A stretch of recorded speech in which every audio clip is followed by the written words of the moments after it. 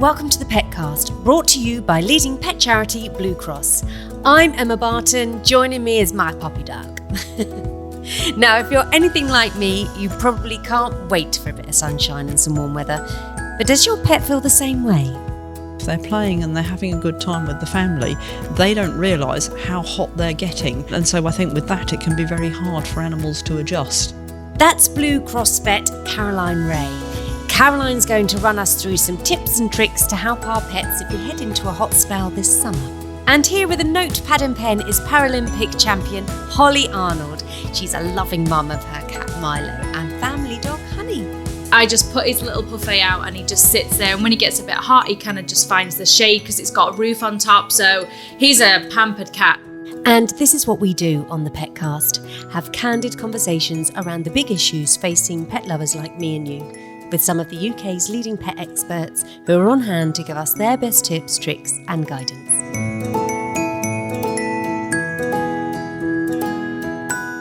Hello, Caroline and Hollie. Welcome to the Petcast. How are you both? Now, Hollie, you're super busy, I know. You've got a cat and you've got a dog called Honey, which, that made me smile a lot. Obviously. They keep you on your toes, right? So tell us all about them, please. Yes.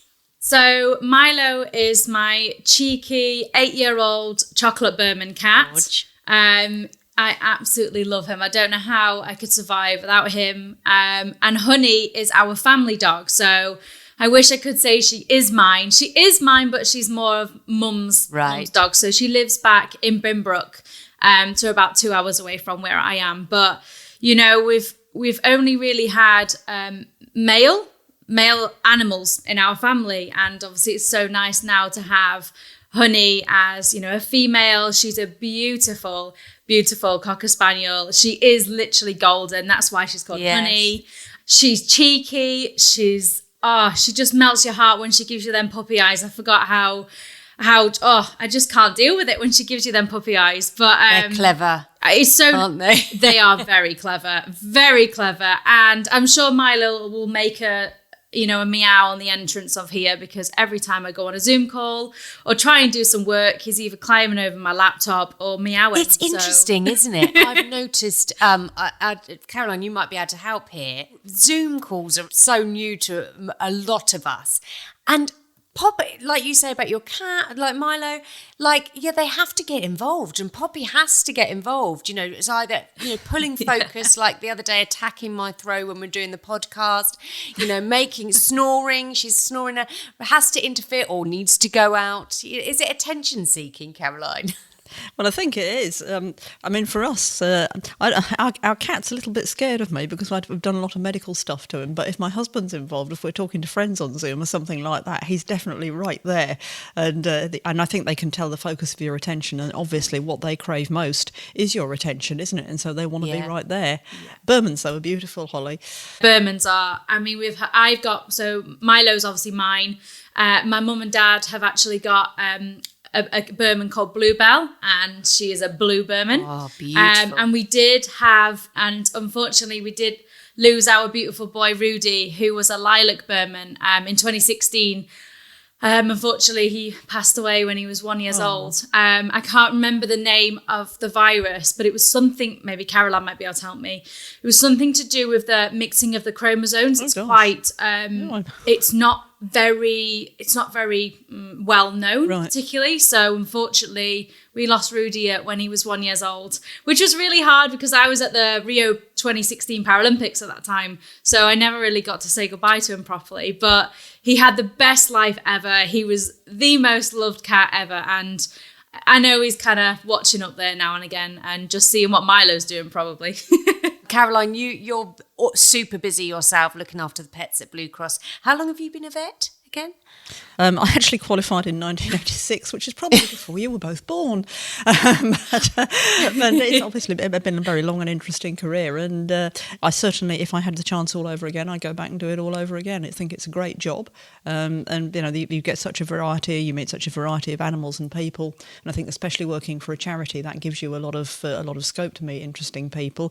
I mean, I've met all sorts of different people, from the Duke of Westminster to people who are living homeless on the streets of Westminster.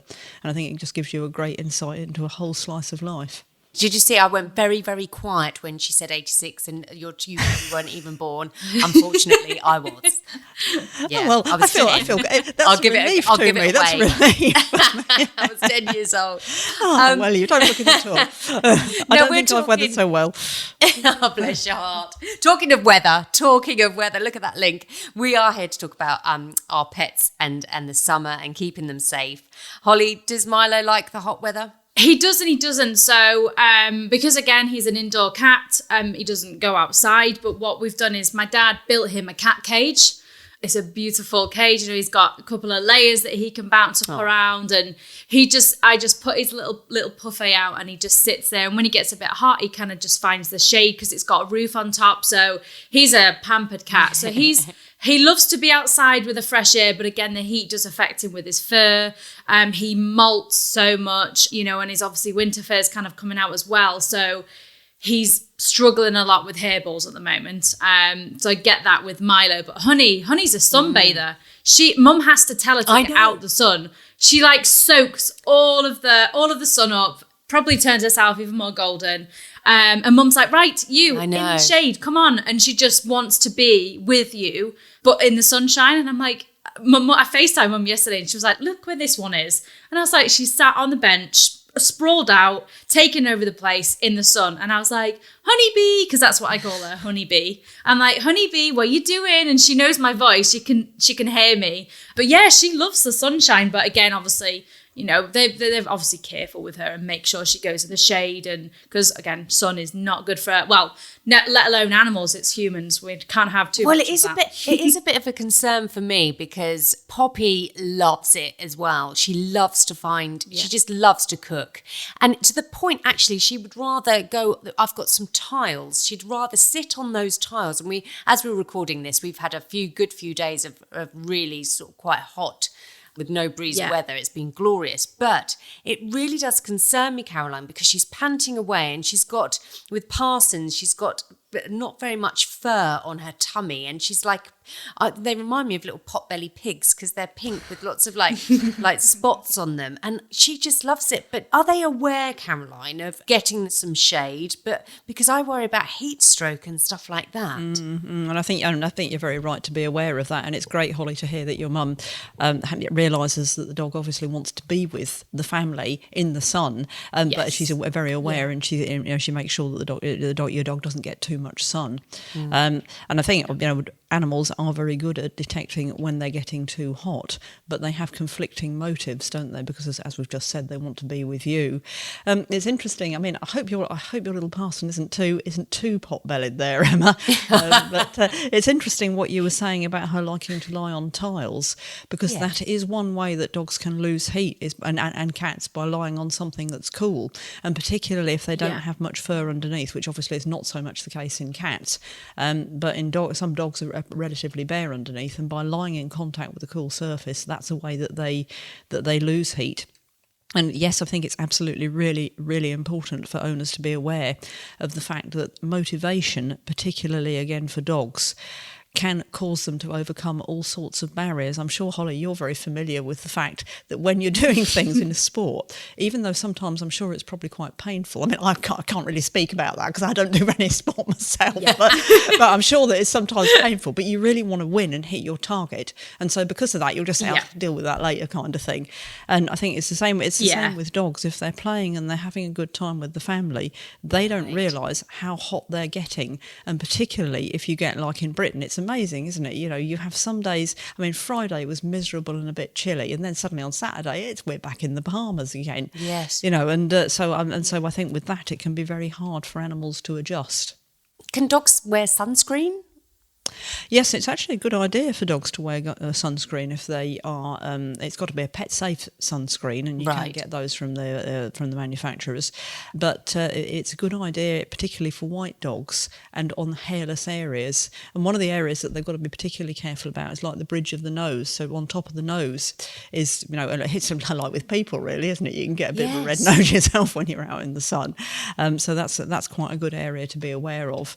And cats can also have problems. And again, cats that are white on the tips of the ears, they can sometimes end up getting sunburn, which can develop into skin cancer on the tips of their ears. So using sunscreen is a good idea.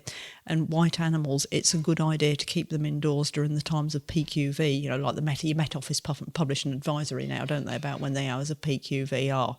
And, you know, obviously you keep kids and animals indoors or get sunblock on them at that time. I mean, it is true to say that even dark-coated animals can get sunburn, you know, solar damage if they are lying, particularly if they've got a fairly short coat and they're lying in full sun for an extended period of time. It's possible for them to get burnt even through their coat. Crikey.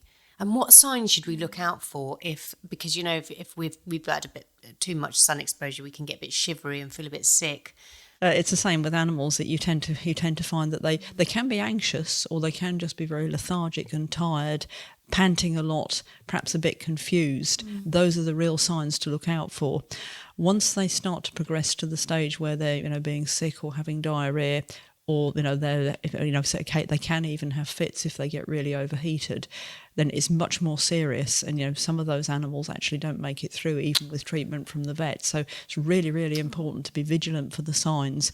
And, you know, if you notice that your dog's panting a lot, get them out of the sun, damp the coat down, get them in a draft. You know, and if they don't recover pretty quickly, you really need to talk to your vet, you know, contact your vet, because they can need treatment. If they've got the body organ damage, they will need supportive treatment. What about insect bites and things like that? Do animals get them like we do? Because I'm terrible sunbathing and I'm bitten to smithereens. They can get them, but I wouldn't say that they're such a problem as heat stroke. Right. You know, I mean, I don't think they're a huge worry. You get the odd dog that's stung by a wasp or a bee or something like that, and obviously it's painful. And you know, you can do things to help them, like by putting ice or cold water on, just to try and take away the immediate pain. If the pain persists, then talk to your vet about whether there are any suitable drugs that you can use at home. I think one of the biggest messages that we want to give to people is, don't just assume that because it's okay for you to take antihistamines or something, don't give any drugs to your pet without talking to your vet. A lot of human drugs are dangerous for animals, and even if you are able to use them in animals, you know, usually they're about 1/10 of your body weight, so you need to be very careful about the dosage as well. So always talk to your vet. Yeah, definitely. Hollie, when you go maybe on a sort of a staycation or go to the beach, do you take the dog with you? Yeah, so you know, if obviously, because I live a couple of hours away from mum and dad, if I'm home for the weekend, we do like to go to the beach. Honey's only just recently gone to the beach. She's nearly 8 months now, and oh wow, she loved it. She's bouncing around, she's playing with the waves, but again, really, really sort of sad subject was Honey's brother, Murphy. Again, we sort of kept in touch on Facebook from, you know, buying the puppies. And unfortunately, he ate seaweed on the beach. And again, you know, most dogs pick up things in their mouth, you know, they're just, you know, they're dogs, and then, you know, they'll drop it later on. But unfortunately, Murphy actually, you know, inhaled some of the seaweed and was really, really poorly and had lots of, you know, stomach problems. He wasn't eating, he lost loads of weight, he wasn't drinking. And, you know, within a touch and go couple of weeks, unfortunately, he passed away. Really? And it's just such a shock for, you know, we had no idea. I had no idea that seaweed was poisonous for dogs. And I hope by, you know, saying this now, you know, with pet lovers and animals, that, you know, to look out for that, because we all love taking the dog and the family to the beach. And it was just it was an awful time. And, you know, God, trying to put the word out there and trying to help other families is kind of what... Well, you've helped me, because I had no idea. And if you think, you know, a lot of us aren't going abroad, you know, for a while. We're going to be sort of going to the seaside, you know, and finding some lovely places that are on our doorstep. Caroline, what's this about? Because I'd never heard about seaweed being poisonous for dogs. No, I think generally that, you know, you wouldn't expect that to cause problems. But of course, with any thing that you pick up on the beach, you never know what other chemicals or what other items are being taken along with it, do you? That's the problem. You know, whereas if we're picking wild things, we might wash them very thoroughly or be a little bit astute about where we pick. You know, it's pretty unlikely, for example, that we'd be harvesting seaweed right next to a sewage outfall. But for a dog, then it might actually be just a case of the fact, oh well, you know, this smells particularly good. So you know, it's so. I mean, I think generally I wouldn't expect seaweed in moderate quantities to cause problems. I mean, obviously, if your dog spends half the day eating the stuff, I think you might at least find that you're going to have some problems with the remnants appearing on the carpets during the course of the night. So I would anticipate that there might be a tummy upset as a result of that. But I think Hollie, you were just really, really unlucky there. It's a terribly sad story. And of course, generally speaking, I think, we want dogs to be part of family life. And if people are going to the beach, it's perfectly understandable that they want to take their dogs with them. But of course, like you have with your kids, you've got to be careful, haven't you? Because you get a bit carried away and have fun. Do you think it is a good idea? You do want to take your animals with you, like if you're going for the day trip to the beach and you don't want to leave your dog at home. I guess you've just got to, be aware, of the sun, like you said, not spending too much time in the sun. Not all dogs like swimming. No. Also you've then got to do the car trip. Some dogs don't like being in the cars. And also, what if you get stuck on the motorway? I guess it's that preparation, isn't it, on these hot days? Always have plenty of water in. I think it's very much on an individual basis, isn't it? And also you've got to keep an eye on your dog, and you've got to be prepared to react to what your dog is doing. So if your dog is getting, panting a lot, getting restless or getting lethargic, you've got to be prepared to change what you're doing and do something to cool your dog down as well. I mean, I think if it's a long journey to the beach and your car isn't air conditioned, then I think it is a good idea to think again. But obviously you then need to make sure that the dog has got plenty of water at home and a shady place to be, because you don't want to leave it shut in the house all day where they've run out of water, and the house then heats up to about 90 degrees Fahrenheit. So I think it's a good idea to have the dog involved in normal family life and coming along for family fun, but you have got to be prepared to be reactive. I think also if your dog is overweight or a short-nosed breed like a French bulldog, and they do look very cute, but they are a breed that's very, very susceptible to heat stroke, because dogs lose most of their heat by panting. And if they've got only a limited opening, and if their mouth's a little bit squashed and their nasal passages are also squashed up so that they can't lose their heat as they normally would. And of course the airways also in many French bulldogs are also narrower than they would be in, say, a long-nosed dog like a spaniel. And so they are less able to lose heat. So you might want to think again about taking those dogs to the beach. They're also quite sparsely haired, many French bulldogs, so do be careful about about either using sunblock or keeping them in the shade. I mean, I was walking along Southend Seafront the other day, and there's a lot of people there with their and bull breeds are quite popular down there. Well, bull breeds are popular everywhere, aren't they? And there's a lot of people who've got them with them, but there are also some people who've got sun shelters for them, which I think is a really good idea, although obviously you still need to be careful of the absolute temperature within those sun shelters, because even if the dog's out of the sun, then it can still get quite hot inside a tent, can't it, if it's in the direct sunlight. And I think the other animals to be particularly careful with are elderly animals, particularly if they've got heart or lung problems, then you really, really need to be careful with those. Now, Poppy, I'm very, very fortunate. My dog loves the car. She loves travelling. Some, but some don't.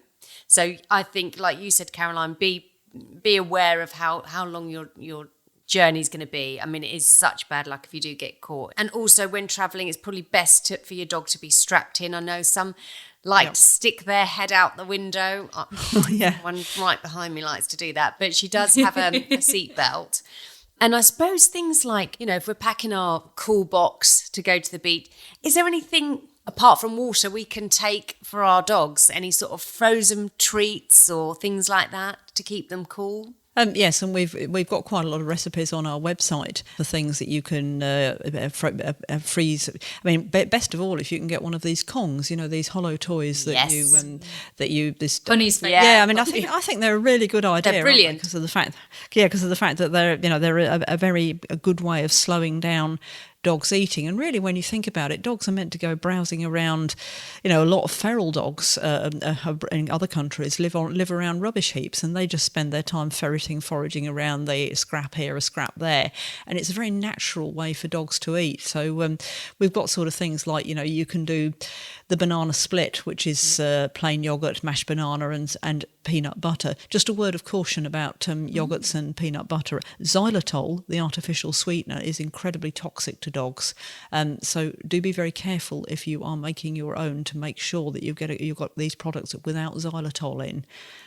So you can do a banana split. We've got also the strawberry-licious, which is strawberries, rolled oats and plain yogurt. There's lots of recipes on our website if people want to take a look for our top frozen Kong recipes. But they're a good idea. They keep the dog occupied. They mean that it's doing something other than belting up and down and playing. And obviously they are nice and cooling, but water is the essential thing. And of course, if you're staying at home, a paddling pool in the garden is a very good way. I mean, it's a very safe way for your dogs to have fun in the water. So there's no risk of drowning, and they can just have a great time. Do you two have either of you have a paddling pool for your dogs? Honey does. Yeah, great. She absolutely loves it. She loves it. She just sits and chills. She's really great with water, so she's not afraid of anything. She actually loves when Dad puts the hose on, she just tries to grab it and play around with it, and so she loves the water, so that we're really lucky with that. Not every dog likes the water. No. But she loves that paddling pool. No, I'm the opposite. You see, I've struggled, and I've bought cooling mats, paddling pools, washing up bowls for Poppy to go into. Not interested, doesn't want to. She just the sun. Now, weirdly, the last couple of months, we've got a lake on my walk, and again, never gone near it. I went out on a walk with my friend who's got a Bedlington Terrier, who's 2 years now. We went on a beautiful walk, lovely lakes. Bertie went in, Poppy followed, loved it. Since then, every time we go past the lake, she's now going in it. This is what peer is that pressure, about, though, Caroline?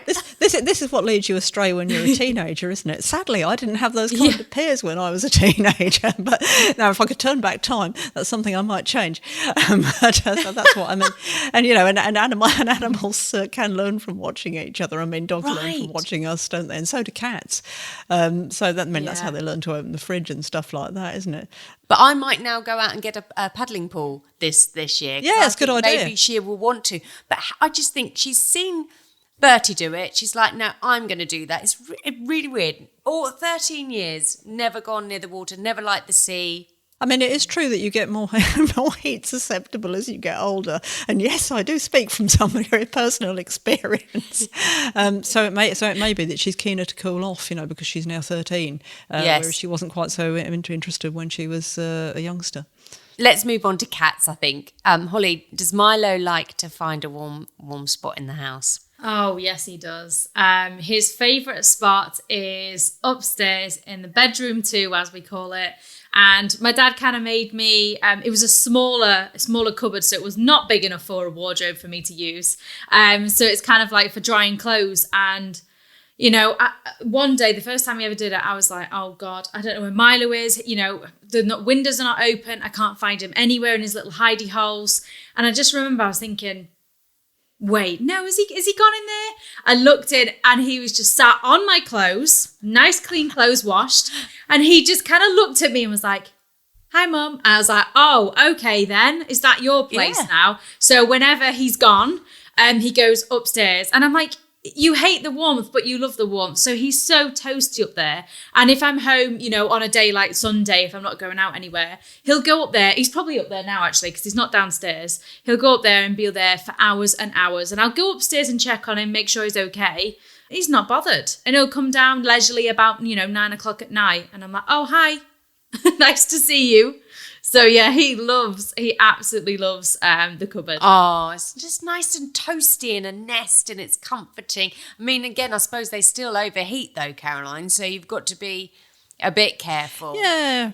I mean, it's so funny what you say about clothes, isn't it? Because even though the cat doesn't particularly like me, if there's any clothes anywhere of mine, he'll lie on those, which is, it's really funny. But anyway, I mean, details. But yes, I mean, cats are a lot less susceptible to heat stroke than dogs, but it can occur. I mean, if the cat, I guess, you need to be particularly careful about getting cats shut in hot places like a greenhouse. Yes, on a hot or day. shed.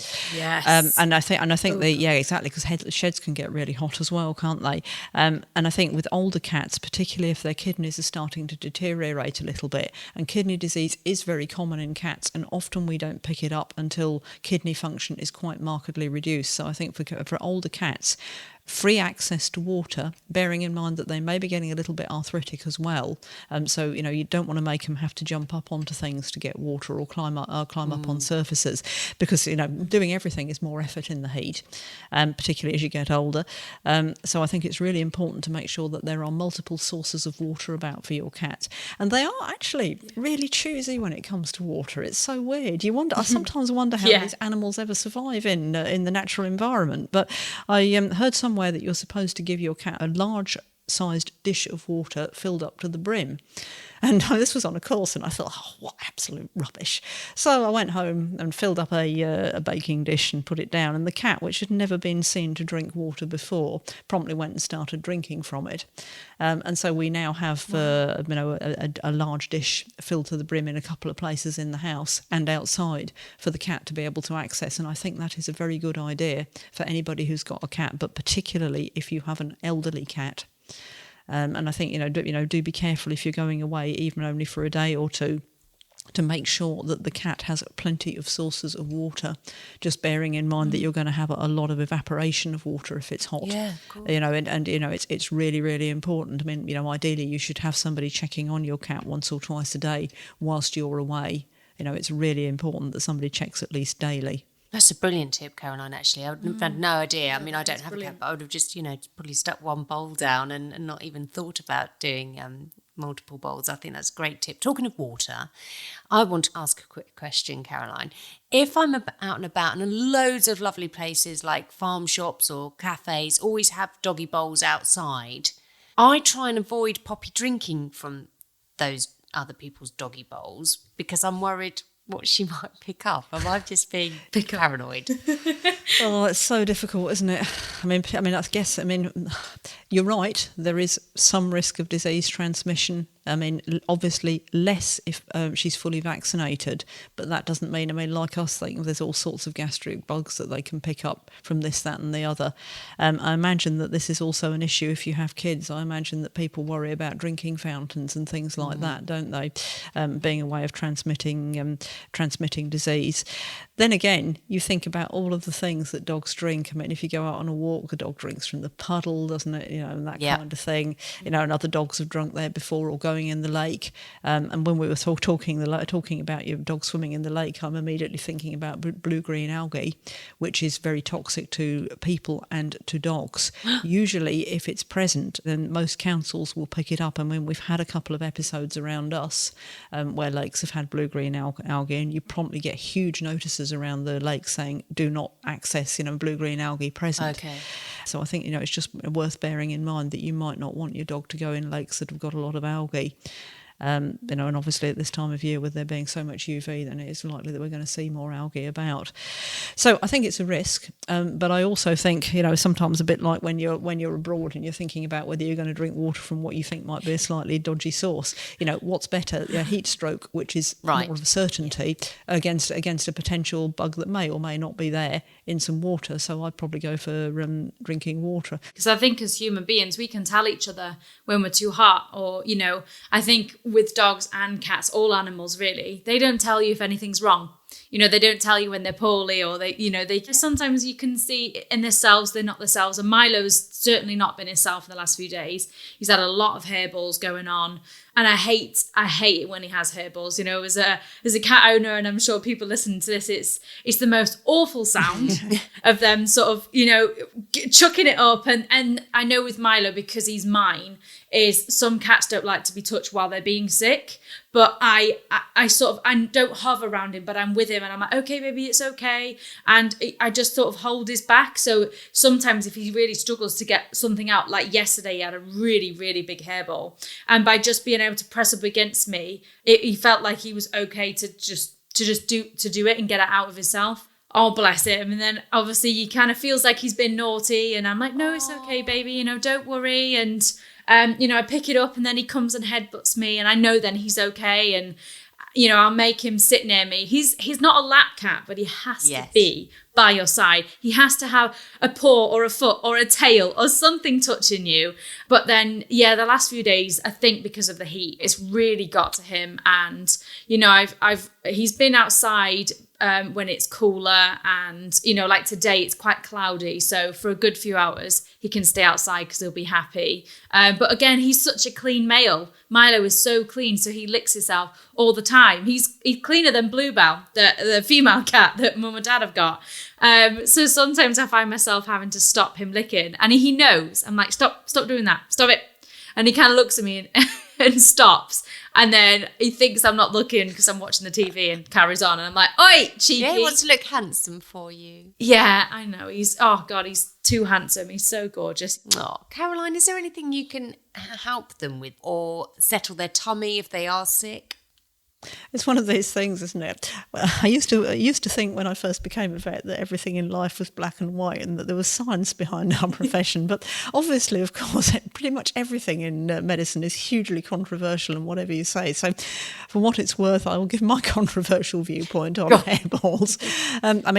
I think that many cats that have hairballs, so-called, and not all cats do by any means. We have now had something like 5 cats in the course of our married life, which is almost as long as I've been a vet. And of the 5 cats that we've had, we've only really had 2 that have had problems with sort of persistent sickness that might be referred to as hairballs. And we have had a couple of long-haired cats, during that time course. I think that it is IBD, inflammatory bowel disease, that causes cats to be sick on a regular basis because it's not really natural for any animal. And I think there can be a huge number of contributors to that. Sometimes it's diet related, and you could talk to your vet about using a hypoallergenic diet because you would need to get a special medical hypoallergenic diet to make sure that they're on a truly hypoallergenic diet. Sometimes I think it's also stress related, and our current cat does suffer from regular. Well, it's not usually hair because he's a short-coated cat. I mean, if you've got a long-coated cat, when they're sick, you see them bring up hair. If they're a short-coated cat, then you see it less often. But he's quite a stressy cat, and there are sometimes things that stress him, like, for example, having foxes or fox cubs in the garden. So he's going through a bit of a sicky phase at the moment. It's not bad enough for me to think about treating him or putting him on a low allergy diet. But if it's very frequent, if it became very frequent, then I would be looking at those routes. So I think that hairballs are not just a fact of life for long-haired cats. I think that they are related to inflammatory bowel disease to a lesser or greater degree. Let's move on to our smaller pets like rabbits and guinea pigs, in the summer. How do we look after them? Because some, majority of them are outside. Yep. Both rabbits and guinea pigs are surprisingly heat susceptible. They are really very, very vulnerable to heat.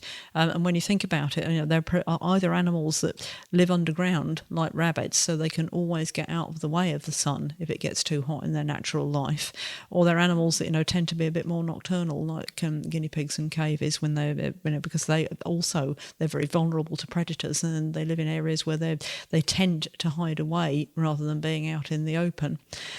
So it's really of absolute paramount importance that a hutch isn't in full sun. It wants to be in a really shaded area, whether it's for a guinea pig or a rabbit. And if they're out and running if they have a run in the garden so that they can roam around on the grass, which is fantastic. You also need to make sure that they've got shady areas and access to cover within that, and access to cover which isn't in full sun. So that's really, really important. Yeah, I suppose it comes down to just having a bit of common sense. If your animals are kept outside, whether it's rabbits, guinea pigs, or even if you had goats or your chickens, you've just got to have that sort of shaded area of your garden. And if they're like you say, they are intelligent and they will go and find their cool spots, I guess. Yes, that's right. And of course, free access to water is the other thing that's really important, because, again, you just got to bear in mind the fact that when it's hot, water evaporates. And, it's surprising how quickly you can run out of water. So I think, particularly if you've got multiple animals sharing the same run, I'd probably have a couple of water bowls as well. And, of course, you want to have those in a ceramic heavy material that doesn't get knocked over easily. Or if you're using plastic water bottles, the other thing to make sure is that the water is actually coming out of the plastic water bottle, because it's very easy for those nozzles to get blocked. Oh, guys, Caroline and Hollie, amazing talking to you. And just make sure, just keep your eyes on your pets, as Caroline said, in this hot weather, constantly panting or lethargic or feeling sick, just do keep them safe and cool. Caroline, thank you so much. And Hollie, best of luck in Tokyo this summer. We are rooting for you, girl. Definitely. And it's been wonderful to have you on the Petcast. Thank you. Thank you. That's it for this Petcast. If you've enjoyed this episode, please feel free to share it with a fellow pet lover and click, follow or subscribe to get the latest episode on your phone when it's ready. For more information about everything we've talked about, go to bluecross.org.uk/Petcast. I'm Emma Barton, and the Petcast is a Bengo media production for Blue Cross.